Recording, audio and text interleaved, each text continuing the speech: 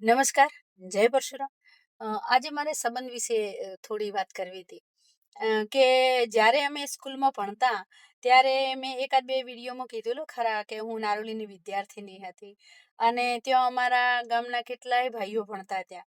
અને ત્યાં જલ્દી ઘરે આવવા મળતું નહીં કારણ કે અમે હોસ્ટેલમાં રહેતા. વાહનોની પણ સગવડતા નહોતી, તો એના કારણે પણ હું ઘરે જવાનું ટાળતી. તો ત્યાં એક હડિયલ ગણપતભાઈ નામે કરીને વિદ્યાર્થી ત્યારે ભણતો અને એ સમૂહ રક્ષાબંધનના દિવસે અમે એકબીજાને મતલબ કે ભાઈ બહેન તો ખરા જ ગામના છે એટલે, પણ એ સમૂહ રક્ષાબંધનના દિવસે એ મારા જોડે રાખડી બંધાવતો અને હું જ એની બેન.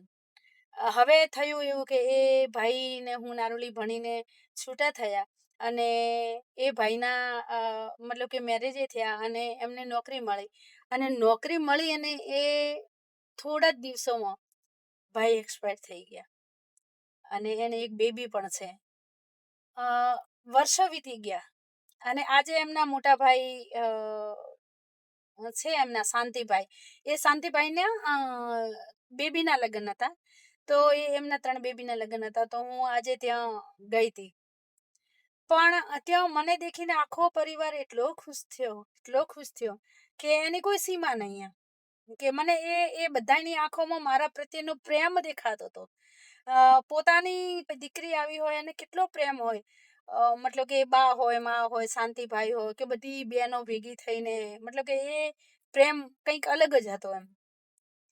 પણ જ્યારે મેં ગણપતભાઈની દીકરીને દેખી ત્યારે એની આંખોમાં જ્યારે મેં આંખો પરોવી ત્યારે મને એ ગણપતભાઈનો જ ચહેરો યાદ આવી ગયો અને મારી આંખો ત્યાં પણ ભરાઈ આવી હતી. કારણ કે મતલબ કે જ્યારે ઘરે આવવાનું ન થતું હોય ત્યારે કંઈક પૈસાની કંઈ જરૂર હોય તો પપ્પા જોડેથી લાવવાના. અને મતલબ કે એ એ જ્યારે બેન કહેતો ને, બેન, તો એ બેન શબ્દ કંઈક અલગ, મતલબ કે અલગ જ હતો એમ. પણ આજે એ બેબીને દેખી તો એની આંખમાં મેં આંખ પરોવી તો મને એવું લાગ્યું કે ગણપત મારા જોડે બેઠો છે એમ. અને એ પણ એટલી સ્વભાવની મને સરળ લાગીને એમ, બહુ સરળ લાગી એમ. અને મને બસ એક ગણપત ભાઈ જેવી રીતે વર્તન કરતો, બેન બેન બેન એવી રીતે, હા, મને બસ એની જ છબી એનામાં નજર આવી અને આજે મને એટલી આંખો ભરાઈ ગઈ ગણપતભાઈની. મધર પણ મને દેખીને મતલબ કે રડવા લાગ્યા એમ કે આજે જો ગણપતભાઈ હોત તો મતલબ કંઈક કંઈક અલગ જ વસ્તુ હતી. પણ કહેવાનો ભાવાર્થ મારો એ છે કે જ્યારે સંબંધ તમે જાળવો ને તો એ સંબંધને જાળવી રાખવા કેટલા મહત્વના છે. મને કુદરતે 2 ભાઈ આપ્યા છે. એનો ને મારો સંબંધ જિંદગીભર ટકી રહે, બસ એ જ કુદરતને પ્રાર્થના કરું છું. અને મારા ભાઈ પણ, બંને ભાઈ ભાભીઓ, મારા મા બાપ મારા માટે મરી પરવારે છે કહું ને તોય કંઈ ખોટું નથી. કારણ કે જેટલી મારા સંતાનને મારી જરૂર છે ને એટલી જ મારા પિયરમાં પણ મારી જરૂર છે. કારણ કે એ બધાય પણ મને બહુ એટલે બહુ પ્રેમ કરે છે. મારા પપ્પા, મારા મમ્મી, મારા બંને ભાઈઓ ભાભીઓ મને કોઈ દિવસ મારા મારા મા બાપ મને તુંકારો દઈને કોઈ દિવસ બોલાવતા નથી. તું કહીને ન બોલાવે, તમે કહીને બોલાવવાની ટેવ છે.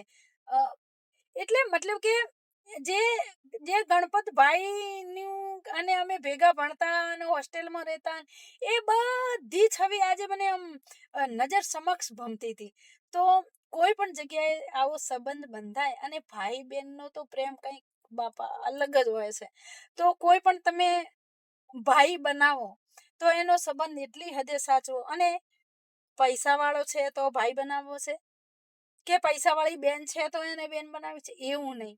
સંબંધના ખાતર કે તમારો ભાઈ બહેનનો સંબંધ અતૂટ રહેવો જોઈએ કે જે આપણો ખુદનો માડી જાય હોય ને એવો એનામાં પણ એની જ છબી દેખાવી જોઈએ.